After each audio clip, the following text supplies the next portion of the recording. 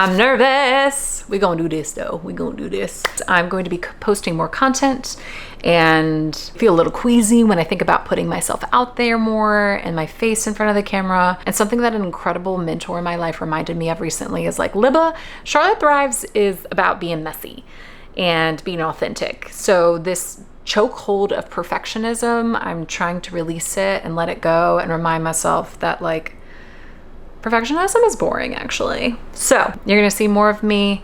I'm excited to do this, and specifically what I wanted to talk about today is in regards to the No Kings rally 2 Saturdays ago. I posted an article about this on my Patreon. Essentially, this is going to be like the audio version of it / video, because I did film some that day. So the gig is, I have been to dozens of marches in my life. I always find myself asking the same question at the end of all of them. And for those of you that have been to marches before, you'll probably be able to relate. The day of, there's always this rush of adrenaline. You are getting your sign together. You're walking towards the meetup location. I'm always so deeply moved by the creativity and the storytelling that happens on like an 18 by 24 poster board. We march together knowing that this is a huge moment in history, and we have this heartache that we share, and also this hope. Just as quickly as it began, the rally ends. I peel off from the crowd, I walk to my car, I drive home,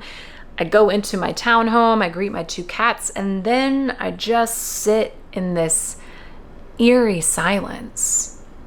And I always ask myself the same question: now what? You know, thousands of us showed up 2 Saturdays ago for the No Kings rally, and the unified energy pulsed through the streets of Uptown. A heartbeat of resistance, of joy, and a belief of a future that is rooted in justice. Charlotteans, we marched for democracy. We marched for the liberations of all peoples. This video of the documentation that I took that day, it is a love letter to us and what we did. However, how can we stay activated after we walk to our cars, drive home, and go about our lives? And so often it is tempting to just start doom scrolling. And time after time, I find myself wishing that the rally could have lasted longer, that I get on myself for not doing as good of a job of getting to know the stories of my neighbors and learning about what their activation projects are and how they're stepping up as active citizens. If they know of other grassroots organizations that they really care about, other stories that they have to share. Ultimately, what Charlotte Thrives is really becoming for me is really turning towards and pivoting towards our own backyard and acknowledging the beautiful things that happen in this county, also the harm that happens, and how we can disrupt that, how we can interrupt it, and how we can organize to create that change together. What is within my locus of control? A lot of it is what is tangible, what is it that I can reach that's in my own backyard. So yeah, holler in the comments if you have thoughts about this, but what are organizations that you're following? Are there community champions that you want to vouch for, that you think I should interview or should make a film about? Are there newspapers that you're subscribing to? What journalists, local journalists are you supporting? You know, are there some local businesses where you spend some money and you want to endorse them? Maybe is it possible that you want to attend Charlotte City Council meetings every once in a while on Mondays? What are the issues that you care about? Is it affordable housing?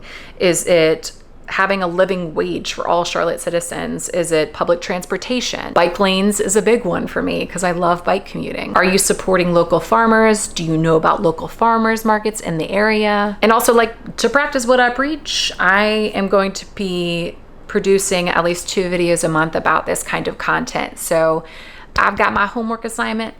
I want to document my activation projects.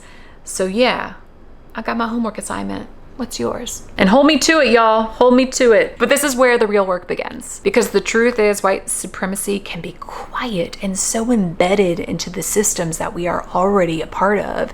And it is up to us to not remain silent, because silence reinforces the status quo. So I want to hear your stories about active citizenship, how you're turning belief into action. Our shared humanity depends on us showing up. I want to acknowledge that this has not been everybody's experience when it comes to protests.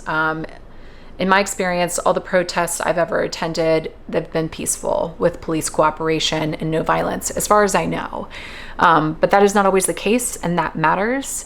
It's incredibly important to recognize that some protests have ended in harm, with people facing brutality, arrests, or worse, and that reality shouldn't be overlooked. So I just wanted to make that very, very clear. Until next time, I believe that we will win.